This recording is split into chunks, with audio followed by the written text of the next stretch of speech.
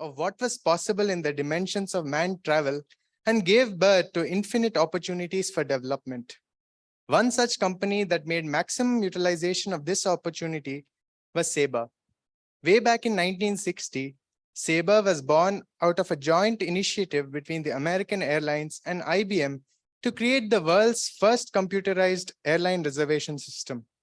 They have since evolved into a technology ecosystem that touches almost every stage of a traveler's experience, and for over half a century, Sabre's technology has revolutionized the way that people travel. Sabre partners with airlines, hoteliers, agencies, and other travel partners to retail, distribute, and fulfill travel. Today, we are all fortunate that we have Sriram Gopalswamy addressing all of us. Sir is the Vice President for the Site Reliability Engineering and the Managing Director of Sabre Bangalore Global Capability Center. He is responsible for leading Sabre Bangalore GCC as a place that attracts and retains the best tech talent and help team members bring their best to work every day. His responsibilities also include improving the overall stability of products and services deployed across multiple public clouds. Prior to joining Sabre in 2018, Sir was the Senior Director of Operations at Cineverse, where he led several global operational teams such as Command Center, DevOps, Application Operations, and Innovation. Prior to that, he also worked for 13 years at the Oracle Corporation as Senior Development Manager leading the Oracle Cloud Engineering Division. He did his EGMP in management at IIM Bangalore and graduated from the University of Madras. Sir is also the author of the patent Simplifying Automate Software Maintenance of Data Centers.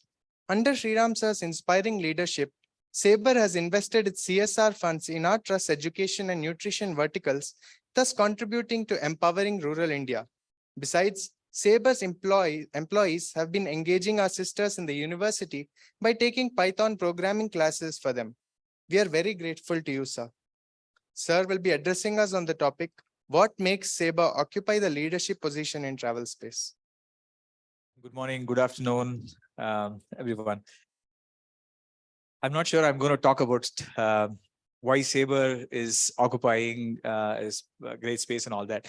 I thought I'll talk few things about what you have to be ready in the future, right?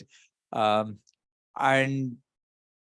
about how to be innovative, right? And what is innovation and why you all, each and everyone sitting here should be looking at innovation and looking at doing things differently.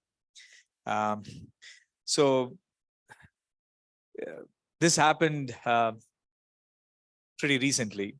So one day I was getting back to home from work.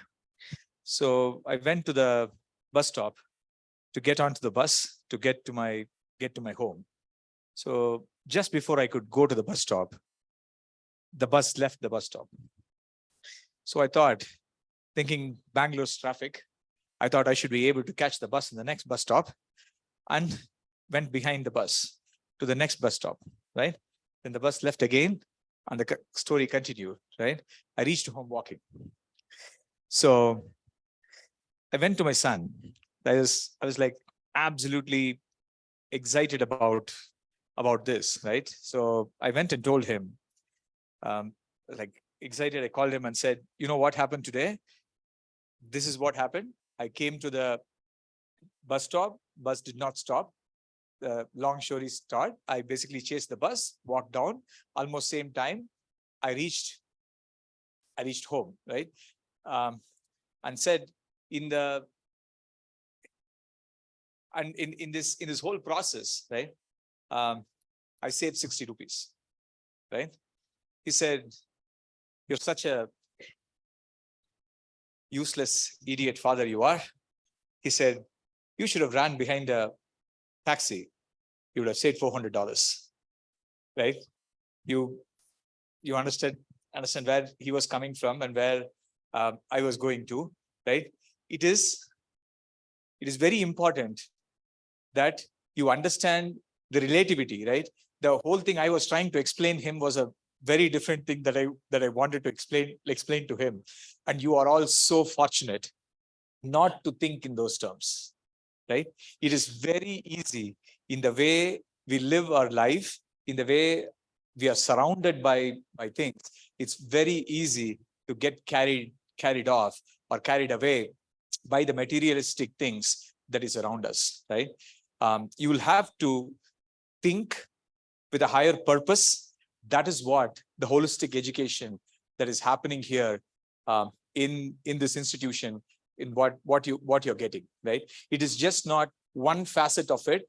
Today, most of the places where I would not say generalize and say everywhere it is the same, but most of the places, if you go and take up to education, what is happening is you're taught in a way where you can become smart and try to kind of do hook or crook, right? Somehow get to the first, right?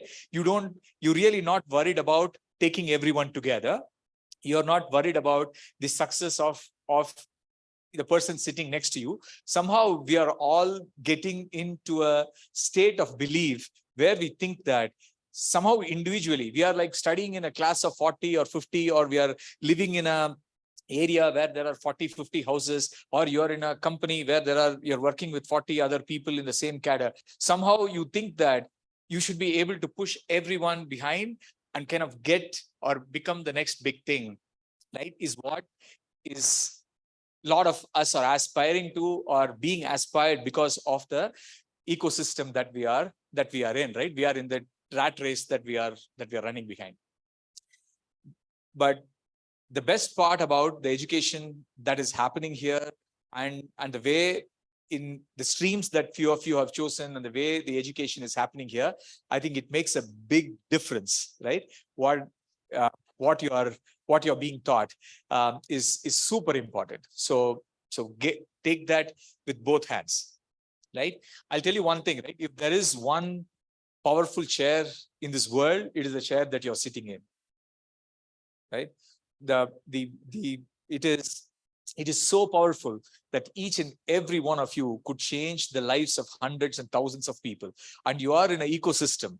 You are in a company, among people who think this way, right? Who want to serve, who want to make sure that you make impact to as many people as possible and lift them up, right?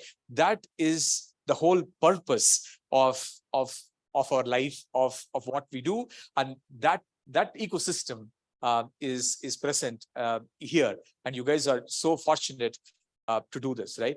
I would say, right, several millions of years of evolution, right, has brought us to the stage, right, today.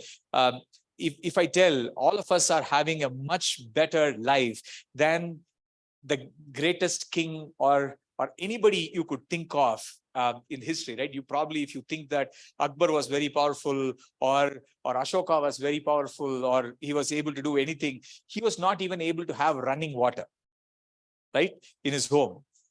You today, at a touch of a button, you're able to see, you're able to speak to anyone you want, right? All this development that has come to, right? Are we utilizing it to the betterment of our people? Are we utilizing it for the betterment of the areas that we come from, right?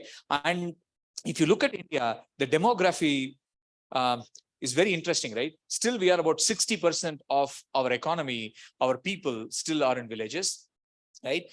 Basic things have not reached to the level where we want to reach. Today, thanks to the 4G, thanks to internet, right? There is like a big penetration of internet happening, information going there. With that, so much that we could do, and each of you, right, can do so much to carry the knowledge that you take here to the rural India, right, and uplift them, whether it is in the healthcare, whether it is in basic quality of living, right, in taking care of our traditions, right, in making sure that we are basically reviving our culture, right, and going back to what we were. We are not trying to do anything different. Like I was talking to RK Subramania, I think. I reported to him in Oracle. If you guys did not know, he was my first manager at Oracle. So it's a long, very, very long relationship history that we share. So we were talking, right, today morning as well. So he was talking about the kind of upliftment that has to happen and the amount of work and how everybody should be seen equal, right? And those are the opportunities that you guys have got here, and the opportunities that that is coming to you. So coming specifically to the way that I want each of you to look at what is the next few years got in store for each of you, right? We are in a tsunami, right? The whole transformation that happened, if you look at what happened in the whole of mankind, right? We probably spent several million years to probably find the first wheel, right? From the first wheel to put two oxes or an elephant or a horse and to pull it, probably we spent another million years, right? Just to understand and find that will help us, took us that. Then the big industrial revolution, machines started coming, right? Then that was a big breakthrough in the human existence, I would say, right? And fast commercialization started happening, right? Huge commercialization started happening. Then there's a very famous thing, probably a lot of you have read this. Telephone probably took 50 years or 55 years to reach every home in US, right? A landline telephone took like 50 years, 50 to 55 years for it to reach, right? If you took internet, it took probably 15 years to reach that million people plus, right? It was in a small university campus, right? Then it took form. It took like 15 years for it to be like commercially viable and getting used. Then when the emails came, probably it took less than 2 years to get that kind of thing. Today, ChatGPT, if you guys have heard about what I'm talking about, took the whole internet in strong. Facebook took like probably a year, 9 months to get to that number, right? WhatsApp did it in the same kind of number.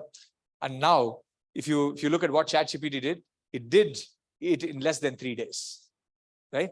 That's the kind of speed at which things are moving, right? And as I said, right, just to put 2 oxes in front of a cart, we took million years, right?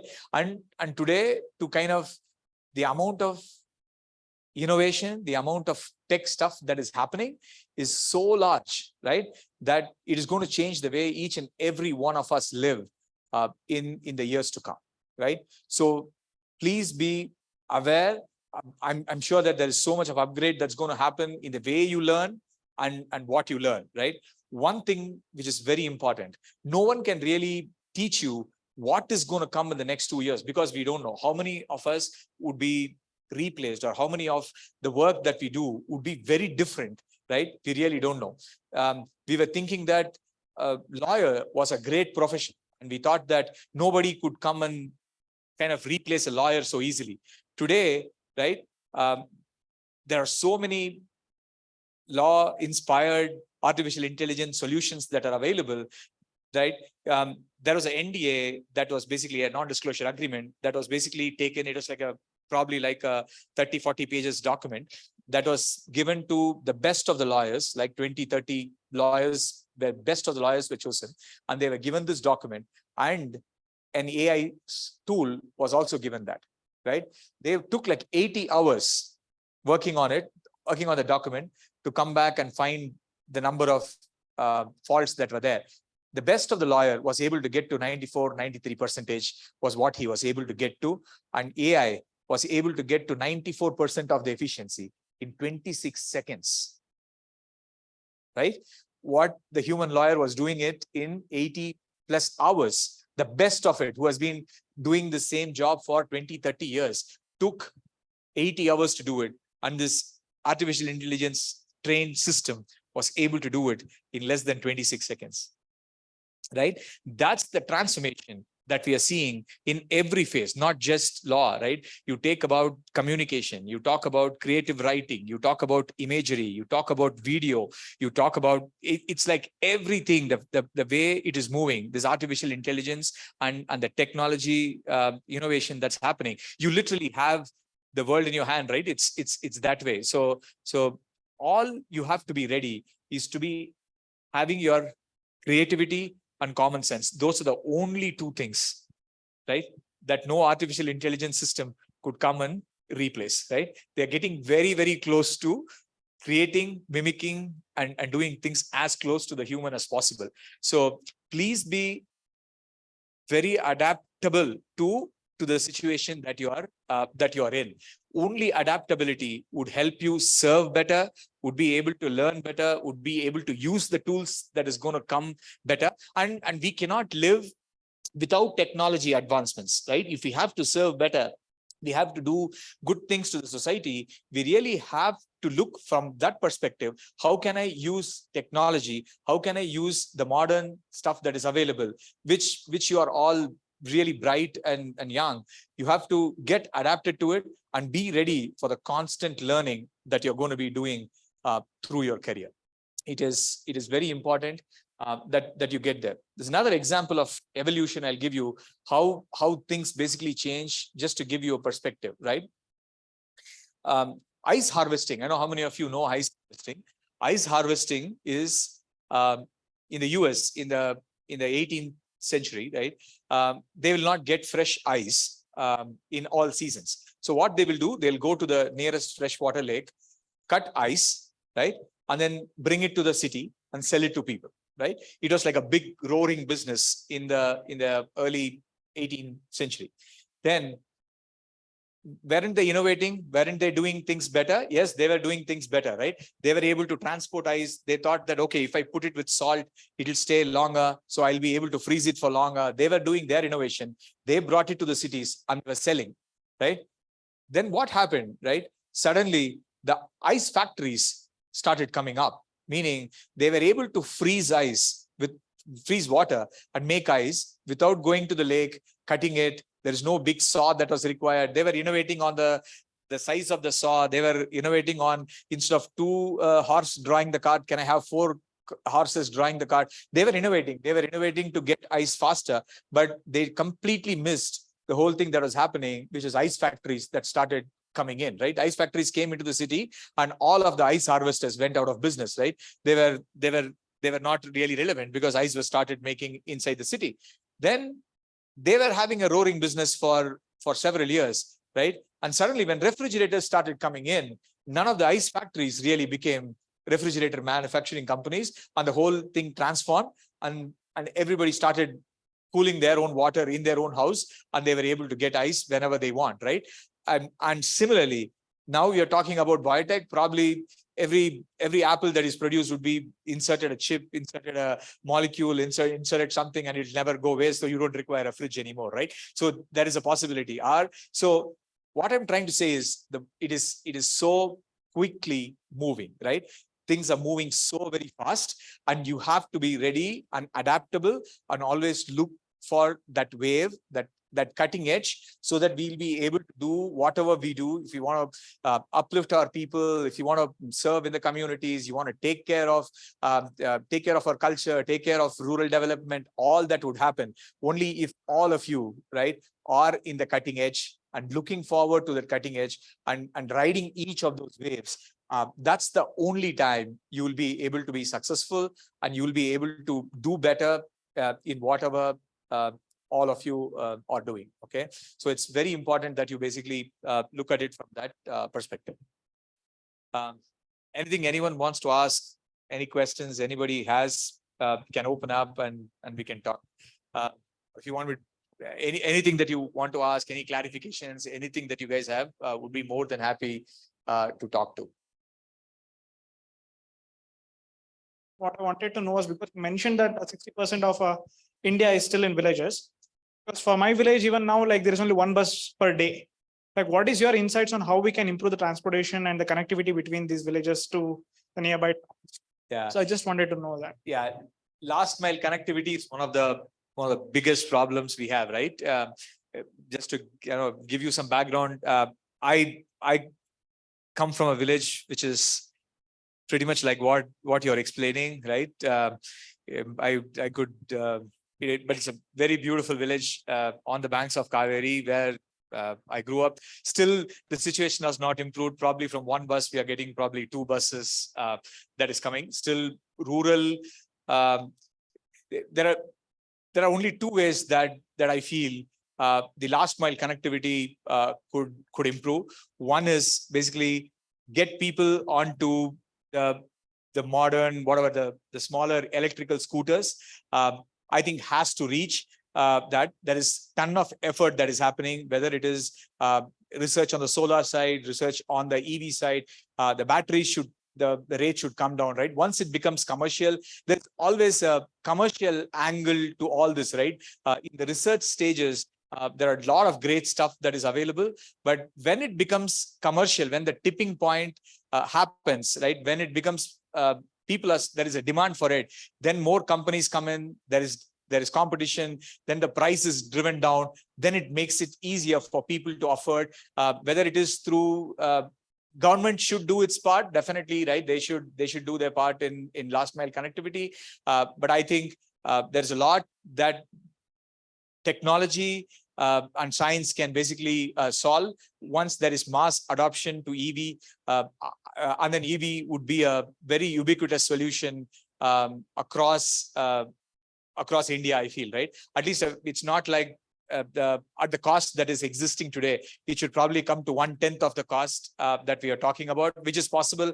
The computers that we got probably in the 80s, 90s were like 1/10 the power of what we have in our cell phone today, and costing probably like 4 times higher than what we were paying now. The costs will come down if there is adaptation to it. So I very strongly feel that with the adoption of EV and with the adoption of technology that's going to come, they're talking about complete green fuel, they're talking about hydrogen, several interesting tech research and advancements are happening. Any one big breakthrough that can happen where masses also bring in that demand, the prices would come down, and last mile connectivity would be a dream. And last mile connectivity is very important, right? Without that, it becomes super difficult. For example, I moved out from my roots was for education, right? So till the 5th standard, I was studying in the same village where I was born. The school is opposite to our house, right? 30 people, 35 children studying in the school. All of us 1 to 5 was there in the same class, right? Life was great, right? So we were, and I was one of the smartest kid in the class. Meaning when I was in 5th standard, I was able to say A for apple till Z for zebra. So I was considered as one of the smartest kid in the class, right? So that's very, it's true, by the way, right? But it's like totally not the way that we want every village to be, right? So I moved out to the city, to the nearest town, right? Then to the city, to basically, because of transportation, because of things that did not happen, right? If you ask me, would you have been happy that then or now, or would you like to go back to that, or you're enjoying what you're doing now? I would any day choose the village, but yeah, the situations make you do what you do, right? So that's how it is. So one question. As we grow, you were mentioning that the time gap between advancements in technology is slowly shifting from years to months to now days. So as we are growing, we are accustomed to certain way of thinking, and because of that, our minds is conditioned to look at the world in a certain way. And for us to become aware and be ready to adapt, we have to break out of this conditioning. So how can we do that? Yeah, don't be conditioned, right? That's the easiest thing to say, but that's the right thing as well, right? It's very difficult because we don't know what is coming, right? So we don't know this is the innovation that is going to come, because all that is reality, guys, right? So you have to get this right. A driverless car is a reality already, right? It is a reality. It is not a myth anymore, right? It is reality, right? Cyborgs are reality. I know how many of you know what cyborgs are.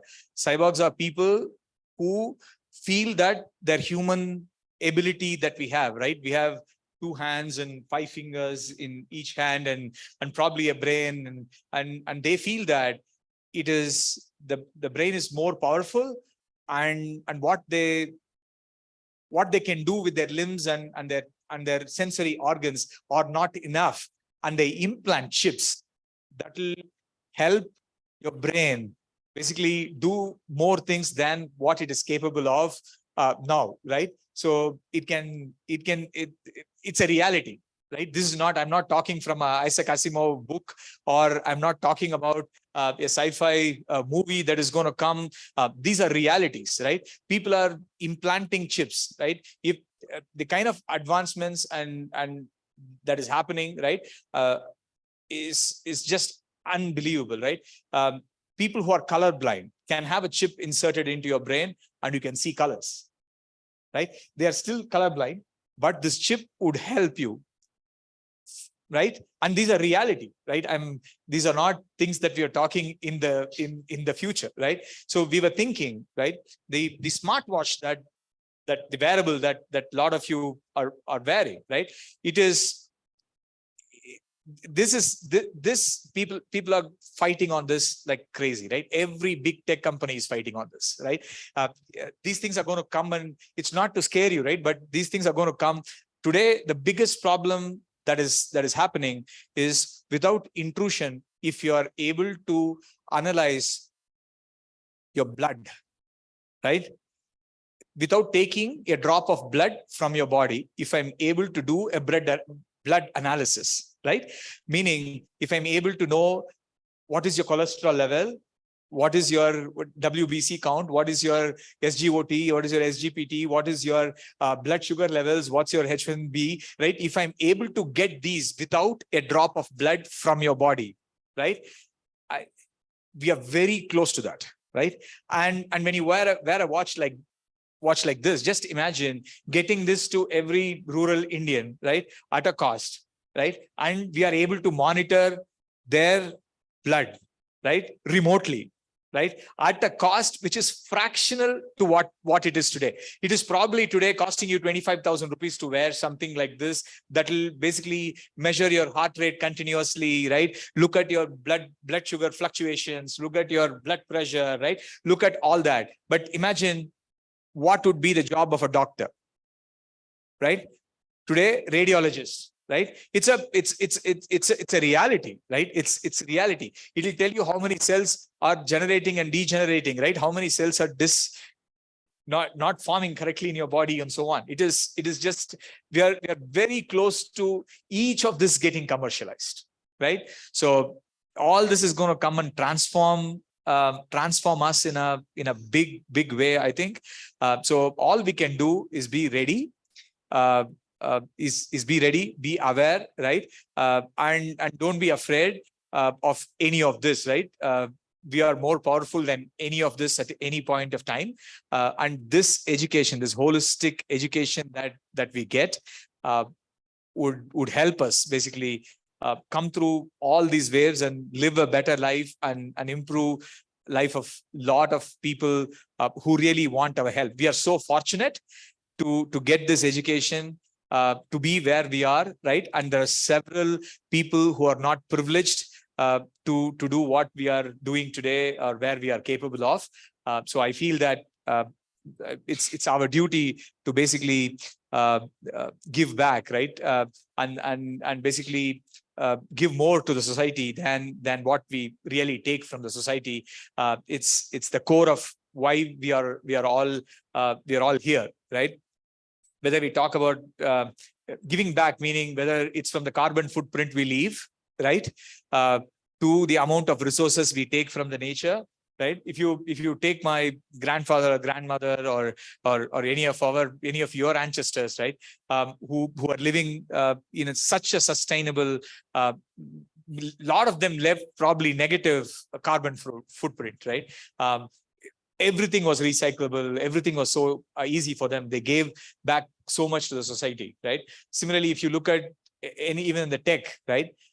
This is one thing I'll urge you, right? Even you learn something, do something, share it, right? Give back to the community, give back to the society, so that others would take it from there and basically build it to the next level. It's very important that we take less from the society and try to give more from the society. I think it'll be a much better place. Thank you, sir. One more question. Yeah. You told with the growth of artificial intelligence, the only way forward is creativity and common sense. We would like to know how this present education system can induce this creativity and common sense.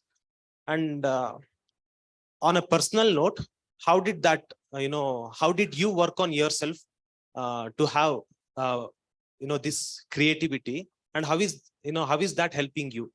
Okay. So this is interesting thing you asked. I'll tell you. Lot of us are conditioned, right? Even in our corporate world that we live in, that I basically do day in and day out, right? What we are taught is to think outside the box. All of you have heard this, right? Where whenever you're constrained, they basically say think outside the box, meaning kind of go outside the box and look at solutions, is what we say, right? If you really look back at a lot of our philosophy, our culture, and so on, every big person who has been gone and asked of a solution of anything, they always say it's in the problem, right? So please look at the problem, and then whether you take Stoicism, whether you take our Hindu philosophy, right? You get deep into it.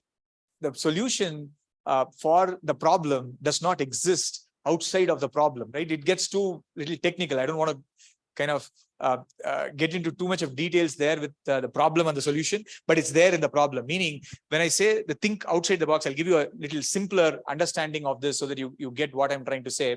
When I'm saying think outside the box, people think that you have to basically come up with something which is outside of it so that there is creativity. That's what they say, think outside the box, right? But creativity is you doing things with a lot of constraints within a box, right? So there are multiple exercises that we can do. I'll share some worksheets, right? That we can basically use. Each of you can do creative exercise. A lot of creative exercise you can do within a range, within the boundaries that we do, right? And your creativity, whatever you do, it can be anything. There's a famous book by a guy called Noah. I'll get that book and send it to you, and you can circulate it to people. It's what he started doing. He was completely broken and all that. And I was fortunate to meet him in one of the travels that I did. So this guy, he's become now a world famous artist, and he gives all lectures across the world and so on, right? But he was in the verge of broken. He's like completely broken in his life. And he was in one of the parks in US, and he found some scrap metal, right? Some scrap CD discs. All of you have seen CDs, compact discs, right? Modern age Netflix people, I think, right? So compact discs probably you guys have not even seen. So the DVDs that come, right? The CDs. He basically saw a few of those CDs, and he's basically an artist by profession. So he took those CDs and made a skull out of it.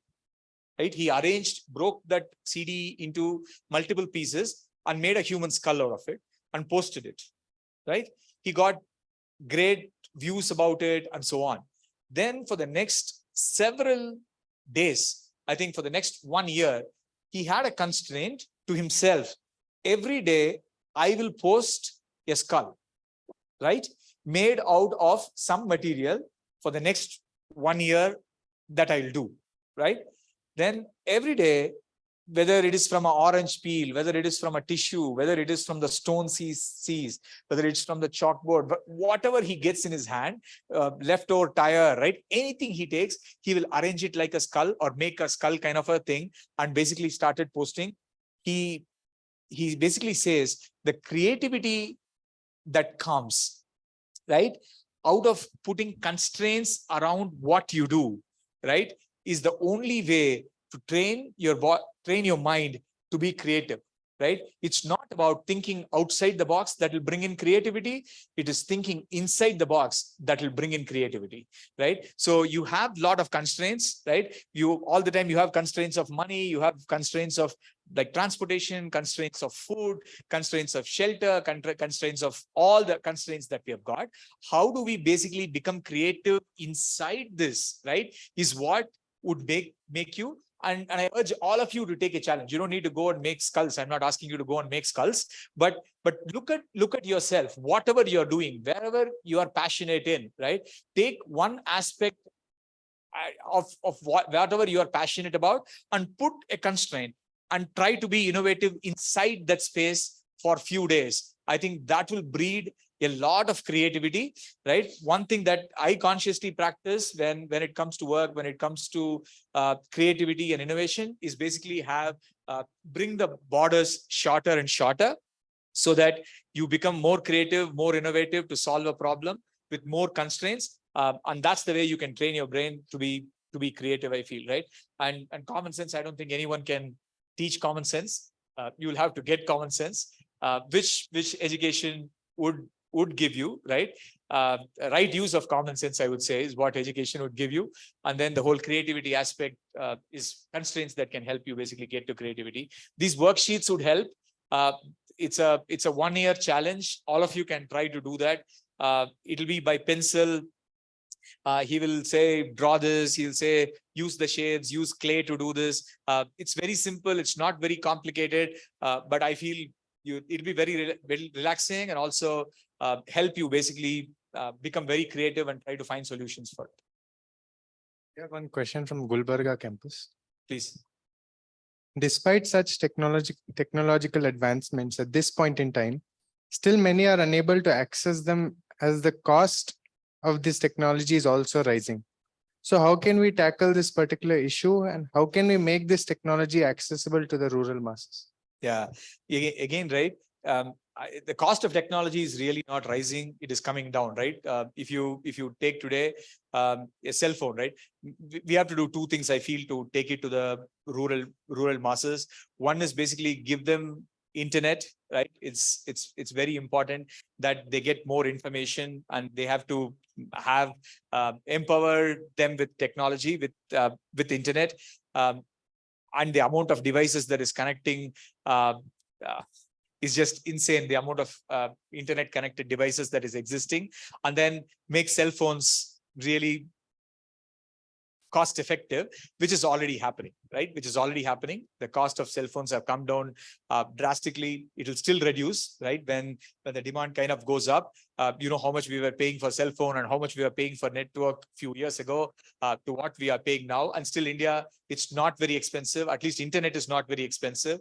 And technology has reached, I would say, a lot of us are in a place where we have to detox from technology and not more technology, I would say.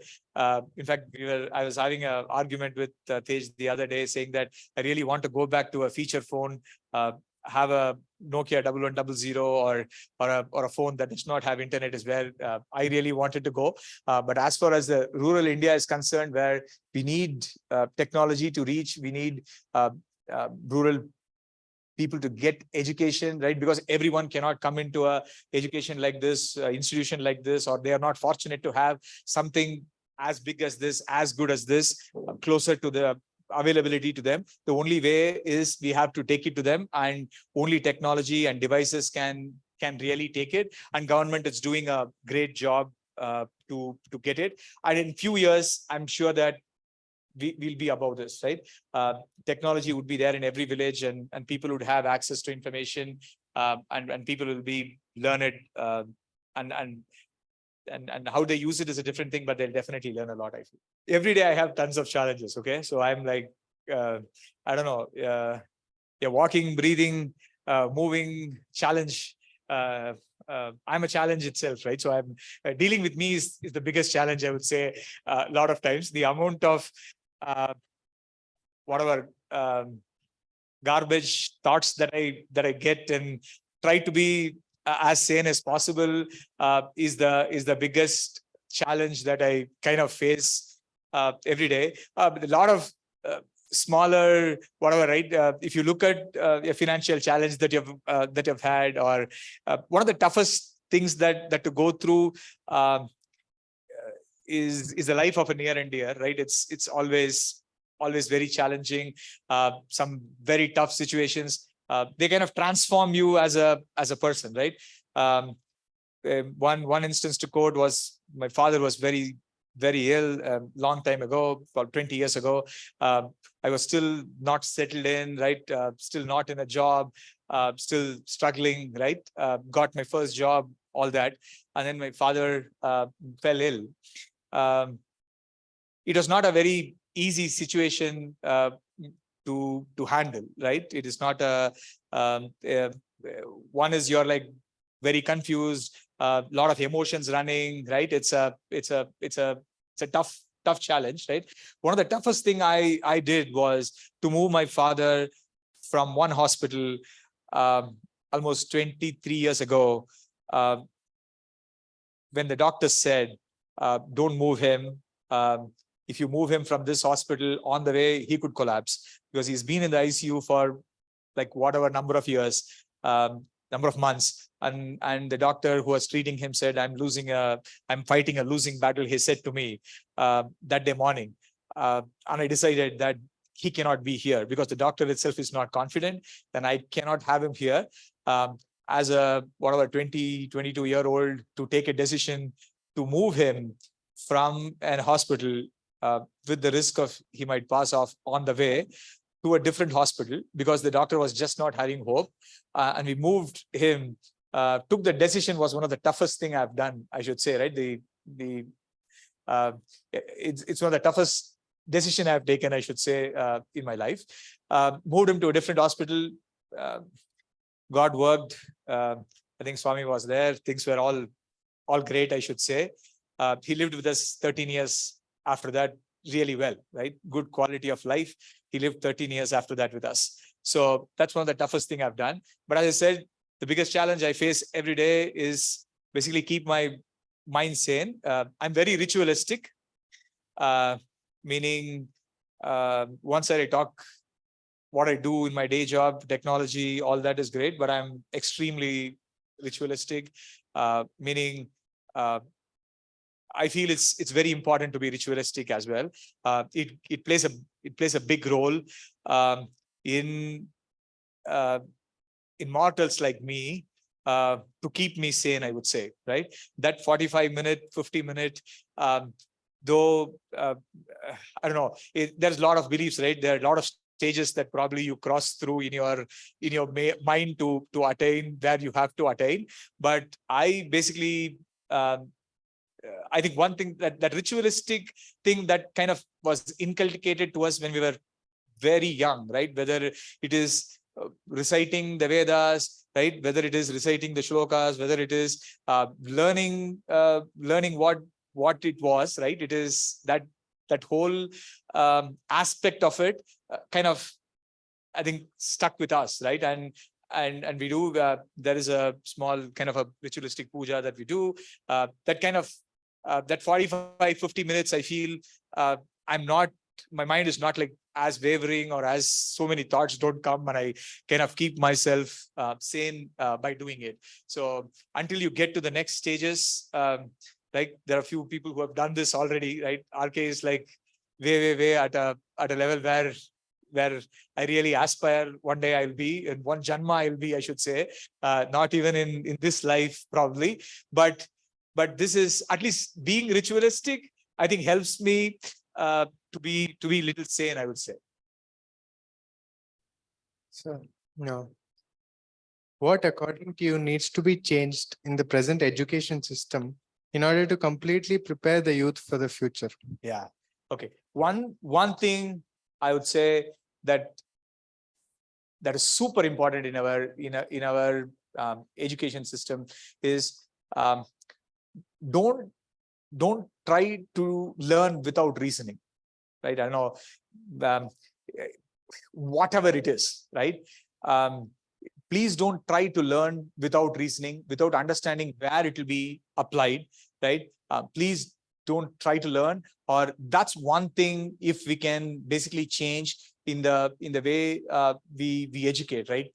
Whatever we learn, if we learn that, right, I think we will be at a much better place, and that's the most important thing that we have to change in our education system, right? We lost a lot of it, right? We were a culture, right? 200 years ago, in the same village where I was born, Ramanuja was born, right?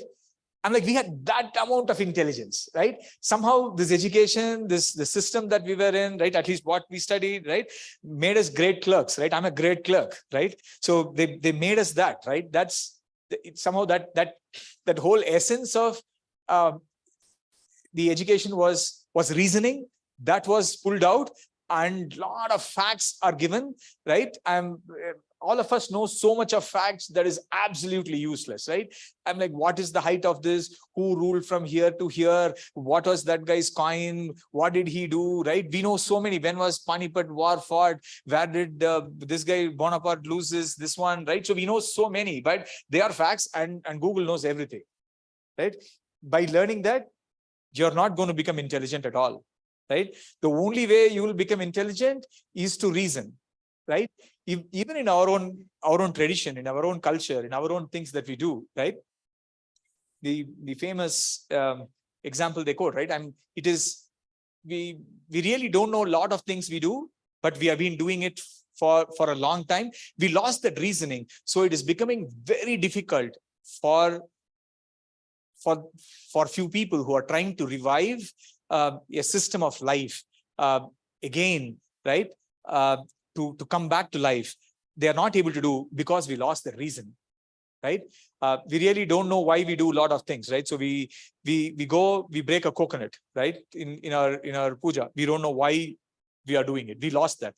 We know we have to break a coconut, but we really don't know why we break a coconut, right? So I think we have become very ritualistic, right? In our temples, you go, there will be one place there'll be like one guy who goes and prays and do a couple of rounds and go. The next guy sees it, he does it, and next time he comes, there will be like a big queue of people who will come and do that to the same pillar, to the same place, right? Somebody thought it is fancy, he did it, and we lost the whole reasoning aspect of why we do what we do. I think if we change that in our education system, why we teach what we teach, and why we basically learn, and when you learn, how much of it the system could change, I don't know, but at least all of us here, if all of you could basically learn, all of you could learn with reasoning, I think that will make a big difference. And probably ask yourself, why am I learning this? And reason it out, right? I think that will make a big difference. You'll learn much more and become much more intelligent than just knowledge and data, right? And knowledge and data is done, guys, right? So there's no point competing with it. You cannot compete with computers. You cannot, it's futile. Don't compete. It's only intelligence and higher order of thinking would only help you to live a great life, right? At least a peaceful life. When not monetarily, at least a peaceful life, only if you do that. Related to this, with the advent of AI, there's a fear that AI is going to replace humans in a lot of fields of employment. So what are the areas where you think AI cannot replace humans and where we should work on it? AI is not good with emotion, right?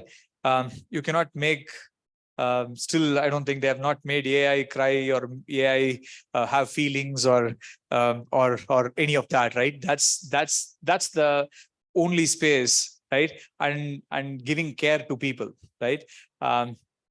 It's still not, I don't think AI can ever get to a level where it has to understand human caregiving and understanding somebody's feeling and giving a tap on the back and saying that things will be all right, right? So it cannot understand, and those are very important. Those are very subtle things, right? But those are very important, and AI is not going to take that over. But lot of other mundane things that we do, I think would be taken by AI, right? Would definitely be taken by AI, and there's going to be so much of opportunity that each of you can use each of these technology, and it'll be for the public, right? It'll be each and every one of us would be able to use it, not in the research lab, and basically serve people, right?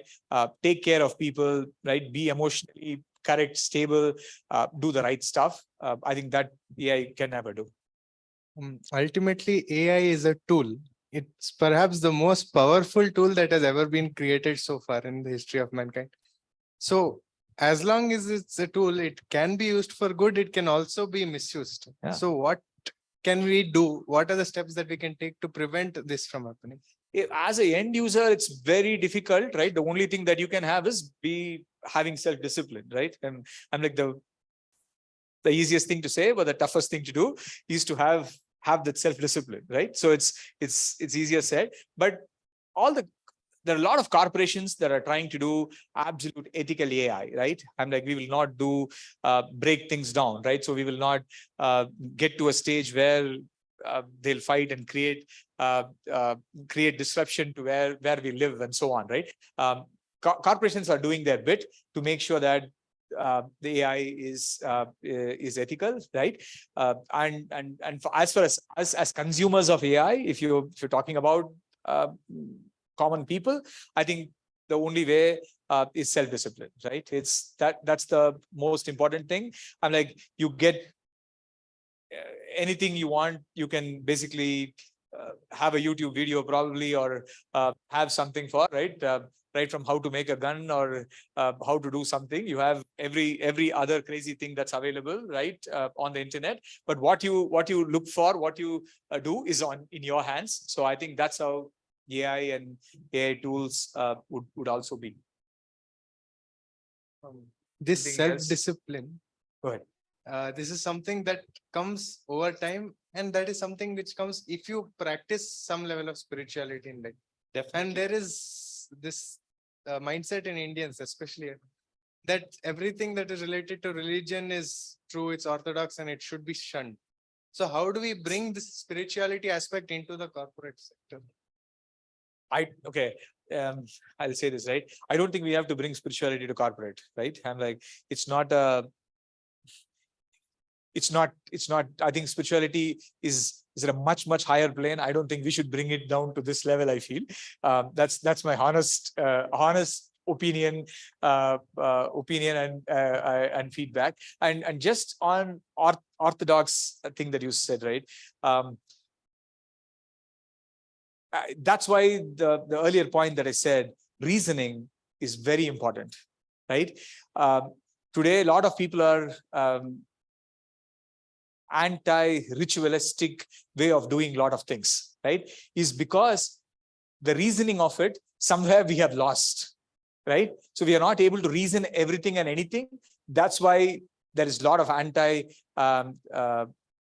opposition happening to this. So finding reasons for it is what would take it to the people.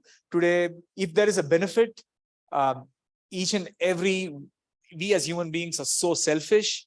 If there is a benefit to it, you will go behind it, right? And this is something that we will all have to understand. And how do we make it, take it to a place where it becomes selfish to people, right? This is Kabir says this beautifully, right? Dukh mein sumiran sab kare, sukh mein kare na koi.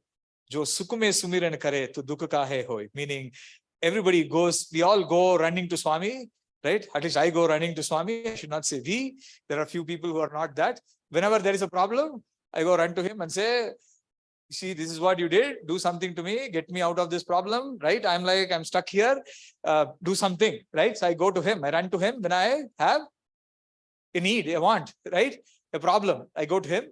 But when you're basically in that state all the time, you probably don't require to run to him only at that time, right? So it's a state of being, and just on the orthodox piece and taking this, you have to make it selfish and wanting for people. If you take today, people are trying to cook in whatever mud vessels, right? It's become like they know that there is some health benefit to it, so everybody is trying to get into mud vessel.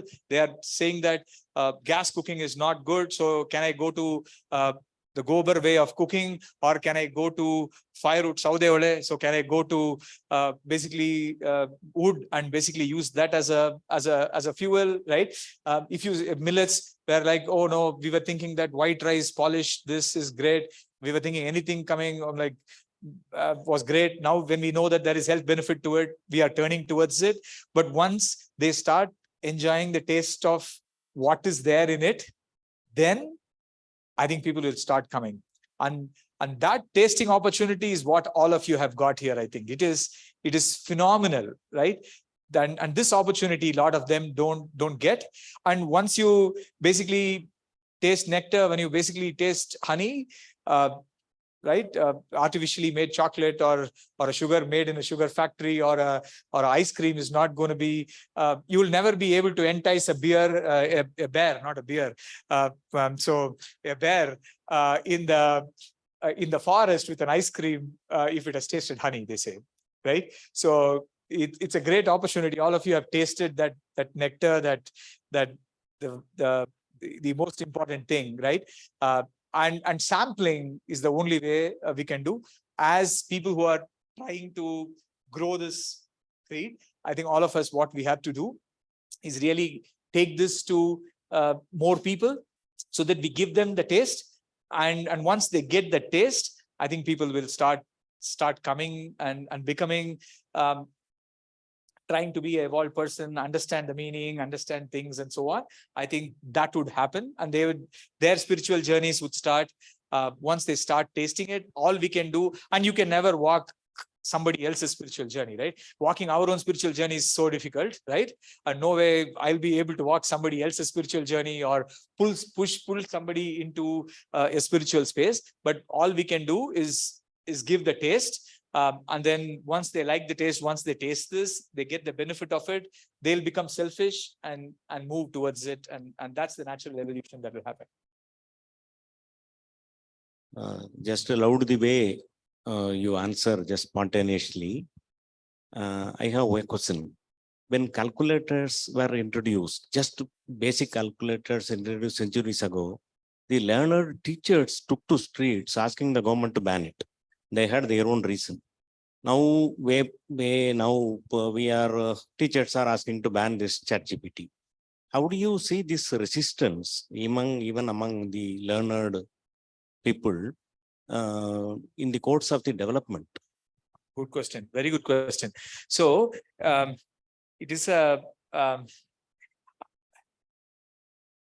one thing we'll have to understand. That's why I said adaptability, right? You can never resist. You can never resist, right? I think Victor Hugo said this beautifully, right? You can never stop a dog whose time has come, right? It's like it's very you just cannot stop the technology advancements, right? If you look few years ago, right, that everybody can relate, I think. How many of you have gone to a theater to see a movie? And pretty much everybody. Okay, so how many of you have gone to a movie in the last year and a half? Right? Lesser. So it was like a big thing, right? Movies and that magic they were able to create, and we were able to see somebody moving in the screen, and that technology was like a great thing. And we were thinking that we'll get that experience only when we go to the full stream and or Oh, pretty much a lot of you. Okay. So how many of you have seen it in the last 1 year? Can span around, right? Right? It's hitting us, right? It's hitting us. So and all, if you remember, right, CD piracy used to be a big thing, right? And theater owners were protesting against the producers, saying that no, you cannot go to OTTs, you cannot go to say Netflix or Amazon or Hotstar or anywhere and release your movies, right? Technology is going to come and keep evolving, right? If we resist it, I don't know, power be with you. I don't think you can never resist the advancements that's going to happen in technology. Sometimes it does a lot of good as well to resist. One of the good examples is India skipped the laptop revolution, right? Because of a little bit of resistance as well, right? But it worked in our favor, because most of us after 2000, born after 2000, millennials or late 90s to 2000 born, are all mobile native now, right? We skipped that whole laptop as a device itself. A lot of them skipped and basically moved into the mobile today, right? So resisting technology, it's very is difficult and futile, and it is going to come and evolve. And we as humans are extremely good in adapting, and that's what the education is all about, right? Today, if you cannot operate a smartphone, you're as good as illiterate. Agreed? Yes, no. Right? And so we cannot resist it, right? We cannot say, oh, or we should not have understanding, right? Because we want to be orthodox. If you are not using it, then only you're orthodox, or then only you're spiritually high, or then only you're basically doing your sadhana right, or you're moving in your purpose right, is not the thing, right? So we'll have to take the advantages that technology brings to the table, and basically move forward with it. So suppressing technology is very, very, very difficult, and it has not been done. So we'll have to adapt to it, or probably we should all go back to the way we were living like 100 years ago, right? It is very, very difficult in the ecosystem that we have now that we can go back and do that. Anything else?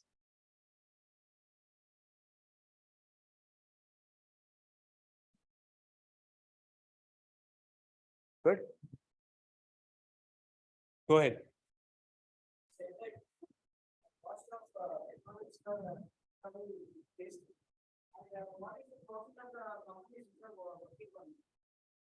Yeah, scale, right? Numbers, right? So earlier, when computers were done, somebody predicted, some great guys predicted there will be only 3 computers that is required in the world, right? I probably carry like 6 computers all the time with me, right? I have a learning device, I have my wearable, I carry my phone, I carry my laptop, I carry 5, 6 computers at any point of time, right? And most of us carry that, right? Most of us carry. Few of them carry like 2 cell phones, right? And with like each having dual SIMs and like four SIMs, and we are in a different world altogether, right? But the understanding is as the volume increases, right, the profitability increases as well, right? It doesn't need to be you make profit only by increasing the price. When the demand comes up, competition builds up, the prices drop, and then the scale goes up, the volume goes up, and then the companies make the money, right? It's sheer volume. How do you think Google is making money? Are you paying anything for using Gmail? No, right? Are you paying anything for YouTube? Any of you? You're paying something to watch YouTube? Sorry? Premium? Okay, yeah, okay. You guys are advanced. So I'm not upgraded myself to watch that paying money. So still I have not got there. Still that level of level we have not gone. But pretty much the whole service is free, right? If you're ready to watch two ads, I'm like, he's able to show whatever you want, right? I'm like several services that you use, right? pretty much, I don't know how many of you have paid apps in your phone. What paid apps you have? Amazon Prime, okay. Netflix, Hotstar. Okay, anything else? Prime is a great success of paid apps, right? It's a great business case study. We can talk about it in length, right? It's just amazing. The amount of value that they give for that whatever $9.99 that you pay. He gives you free delivery of whatever that you don't want, that you pay hard-earned money and buy. So he ships you faster to your home. So you get a lot of stuff in that way. He gives you a lot of movies. The service is great. So yeah, I understand, right? But other than the 1-2 apps that you have, how many of you have more than 2 paid apps in your phone?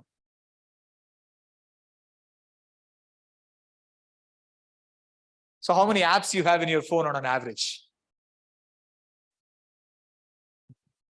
How many apps you have in your phone? 50? Anybody lesser, higher? Around 50 apps? So 49 is? 49 is free, right? For you at least. Right? So 50 apps you downloaded, you paid only for 1. So which is 49 is free. So how do these companies make money?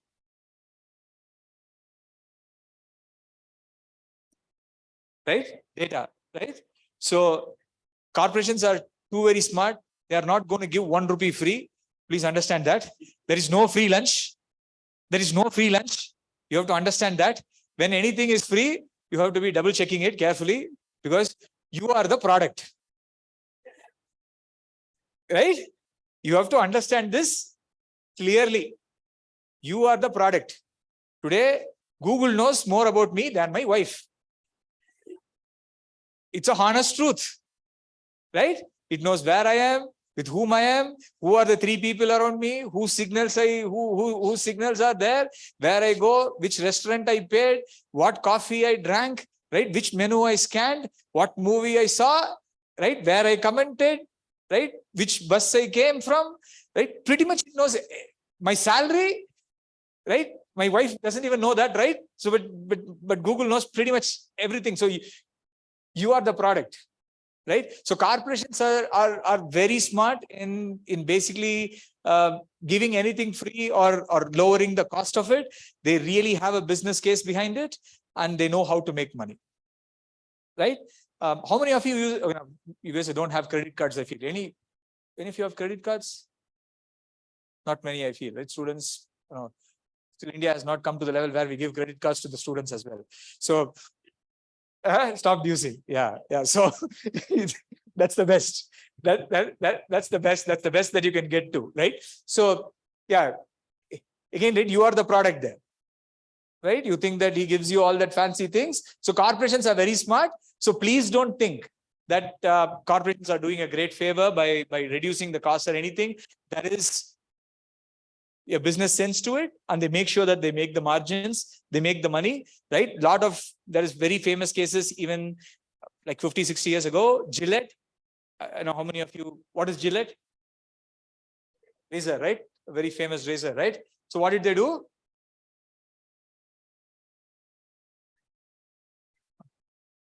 They basically put a blade, right? No rocket science. They said, if you're doing it with 1 blade, it is difficult. So they were 2 blades. And somebody like me went there and gave some gyan, and he said that, okay, I'll do 1 more blade. He put 3 blades now, right? So for doing the same job, right? So, but what did they do? They did a interesting thing, right? They give the whole product so cheap.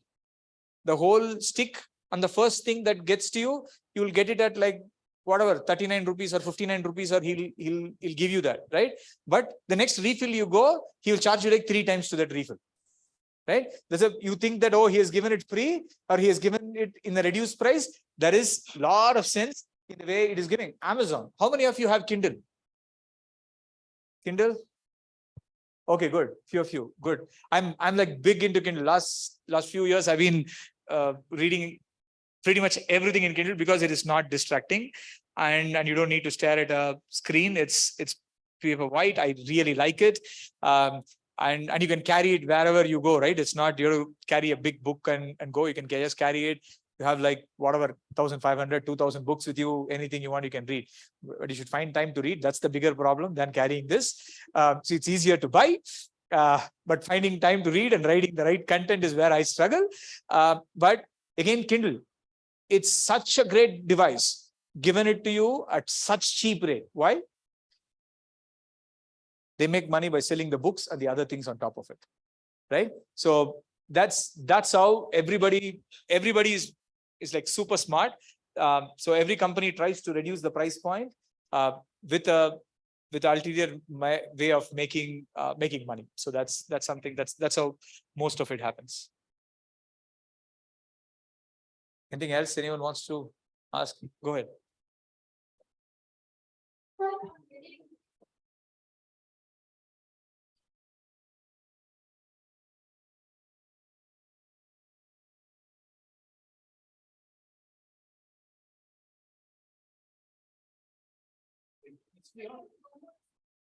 Okay.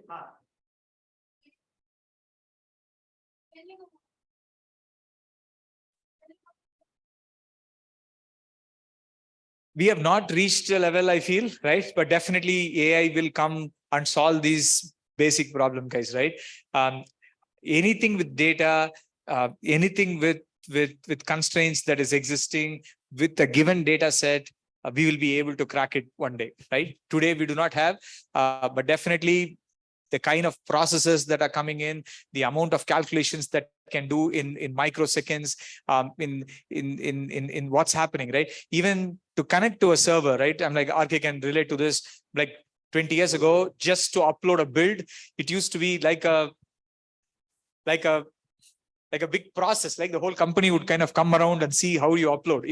It used to be that way. I'm not kidding. That is how it was. Today, pretty much all our transactions happen from the cloud, right? The kind of advancements that's happening both in the hardware and in the network, right? And in the software layers of it would make all these tough problems be easily solved at some point of time. Definitely it's possible. Any other question anyone has? Anything you want to ask, say?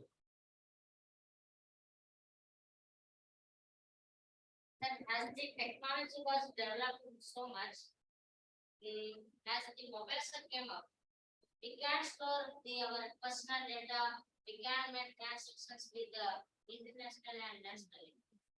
So as the mobile phone cyber crimes also develop. The rural people won't know about cyber crime. There is no guidance to tell about and giving awareness to them. What will be your suggestion to them? Two things. One is, it's very hard-earned money. Be very careful with your money, right? Not joking, right? It is very important. The second is, nobody is going to call all the frauds. If you look at, I don't know how many of you saw Jamtara? Good, few hands up. Good. Okay. So if people have not seen, I don't know, not encouraging you to see junk, but see that it's great awakening, specifically if you want to see how they basically cheat people with money, right? I have a BSNL number that it's just still 2G, right? So it's not anything high tech. I use it just for OTPs, right? None of my authentication comes to this phone, right? Just to be sure, right? Very simple. It's no complication, nothing. At 200 rupees a year, you'll be able to get still a 365 days validity in BSNL, have a separate number, move every OTP to that number. So no, whatever smartphone, any hacker, anything that's there in it, Amazon listening to you, whatever, right? Everybody listening to you cannot take anything from you. Just separate as much as possible, right? If you cannot do it. And if somebody is trying to push you towards something, right? Never fall for it. I get calls from that. In fact, I've recorded few of the calls. They are just hilarious. they'll call you, entice you to say that ನೀವು ಕಷ್ಟದಲ್ಲಿ ಇದ್ದೀರಾ, I know that you have not got paid, covid ಬಂದು ಇದೆಲ್ಲ ಆಯ್ತು ನಿಮಗೆ, salary ಬಂದಿಲ್ಲ, so Paytm ಬಂದು Paytm ಕಡೆಯಿಂದ 5,000 ರೂಪಾಯಿ ನಿಮಗೆ ಕೊಡ್ತಿದ್ದಾರೆ, ನೀವು ಈ ಲಿಂಕ್ ಅನ್ನ ಕ್ಲಿಕ್ ಮಾಡಿ. Right? Why will Paytm give you free? Right? Don't go and see one, and there are so many simple features that is there in your phone that you have to disable. Right? I don't know how many of you know. If you switch off your phone, right? Just hypothetically asking you, if you've switched off your phone, meaning complete switch off of your phone, and you basically, it's Android that you have assumed, and you basically walk from here to your hostel in this, and you switch on the phone after some time there. Do you think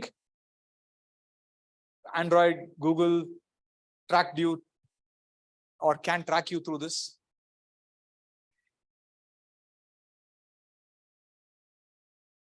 Yes, no. That's the answer, right? So it's extremely careful, right? And there are a set of settings that you can do, right? Don't ask it to listen to any of your conversations, right?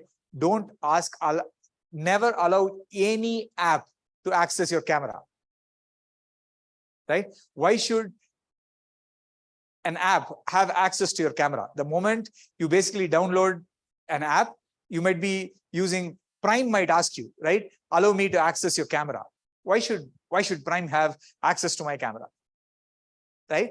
Or any apps that you're using, right? Why should they have access to your camera? So stop, basically have a very clear settings so that nobody is able to spy on you, right? Don't connect to free Wi-Fi's, free area. Of course, a rural person is not going to come to the airport and connect to a free Wi-Fi and do that. But just be very careful with the settings that is there in your phone and minimize the amount of data your phone is transferring, right? It will ask you, shall I send this data? Is it okay to report? I'm like, in the urgency of installing the app, we basically say, yes, or go to the default settings and basically move forward with it. That's the reason why a lot of the apps are able to track.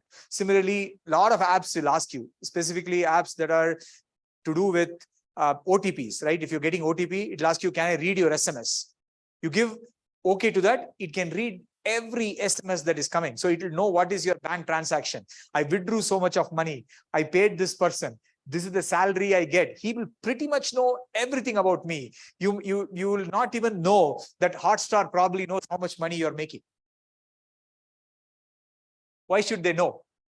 Right? So you have to be extremely careful with the amount of settings that is there in your phone, right?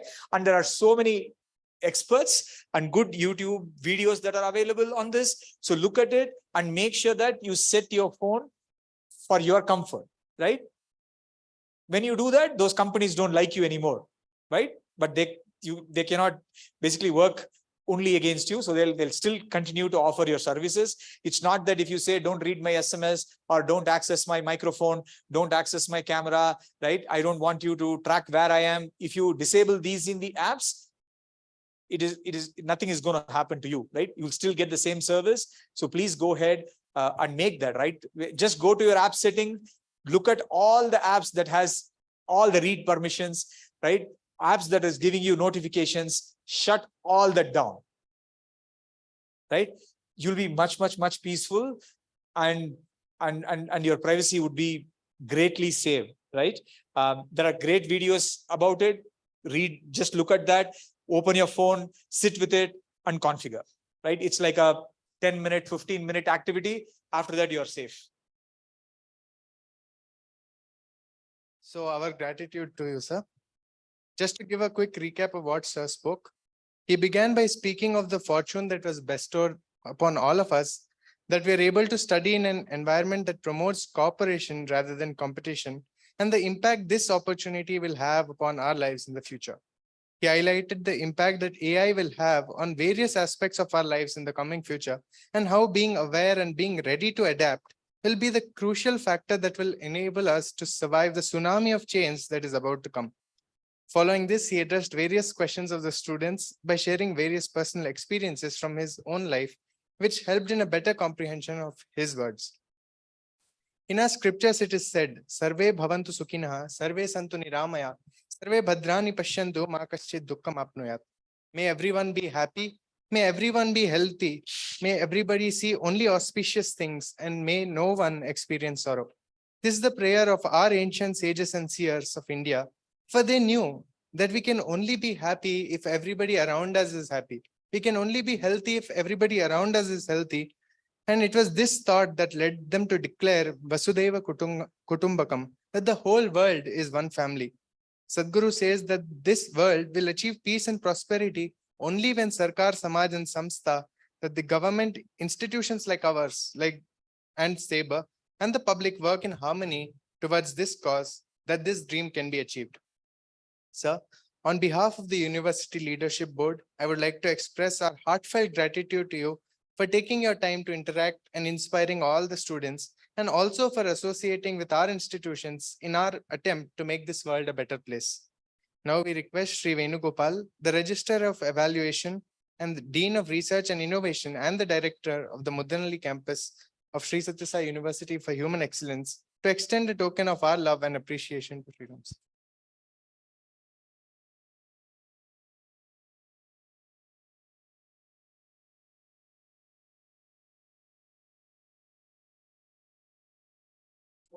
Actually, he spoke better than me. It's sometimes much better than what I did. Thank you. I would also like to take this opportunity to thank the audio and visual department, to all the elders for their guidance and support, and most importantly, to all the students for being such a wonderful audience. We'll conclude the session with the Shanti Mantra. Om Shanti Shanti Shanti.